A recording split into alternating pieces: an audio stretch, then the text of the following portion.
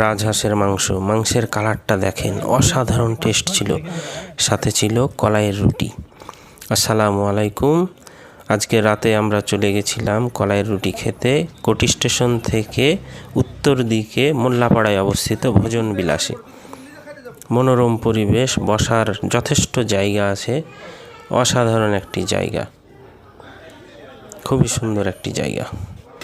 এই যে কারিগর একসঙ্গে 5টি চুলায় রুটি তৈরি করছে, পর্যাপ্ত পরিমাণে রুটি পাবেন। এই যে কাঙ্ক্ষিত কলাইয়ের রুটি, সাথে ছিল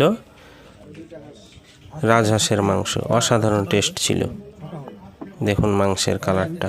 এখানে পাতি হাঁসের মাংস, বট এগুলোও পাওয়া যায়, তবে আমরা রাজহাঁসের মাংস খেয়েছিলাম।